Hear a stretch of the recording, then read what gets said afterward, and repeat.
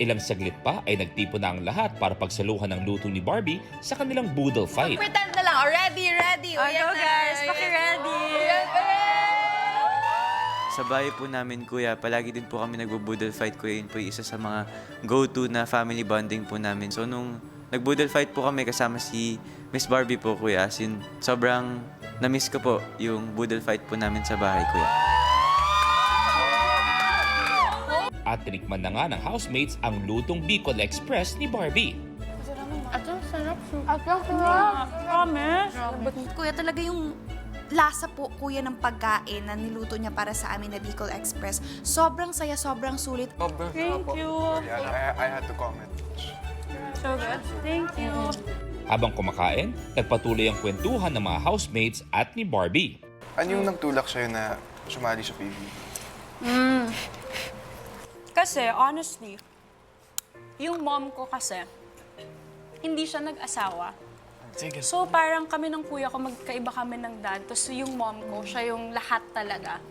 So, syempre, growing up, nakikita mo yun, di ba? So, parang dun na ako, parang kailangan, I have to do something or else, masa-stuck ako sa ganitong buhay. Ever since talaga, gusto ko rin ituro sa inyo about money. Na mag-ipon kayo. Lalo paglabas nyo, ang dami yung magiging projects. Kailangan nyo mag-ipon kasi syempre yung fame, hindi siya forever. Matapos ang masarap na kwentuhan at boodle fight, ay nagpaalam na si Barbie sa housemates.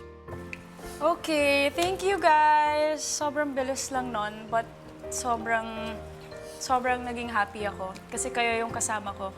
Kasi ang tagal ko na talagang gustong pumasok dito.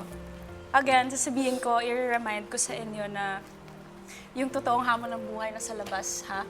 So, mag-enjoy lang kayo dito sa loob, maging mabait kayo, intindihin niyo yung isa't isa. Sobrang saya po, sobrang nag-enjoy po ako, and sobrang thank you po talaga, kuya, sa experience na to. Bye, guys! Thank you! Group hug! Group hug sa ate. Na-enjoy ko po dito sa bahay ninyo. Parang home po yung pakiramdam dito. Bilang isang artista po, sobrang laking bagay niya po. Sobrang safe po nang nafe-feel ko dito sa bahay po ninyo, kuya. Sa lahat ng darating mo sa buhay, nakikita ko na unti-unti mong naabot ang mga pangarap mo. Natutuwa ako dahil ikaw na ngayon ang nagbibigay ng payo sa mga housemates. Gusto kong sabihin sa iyo na ipinagmamalaki kita.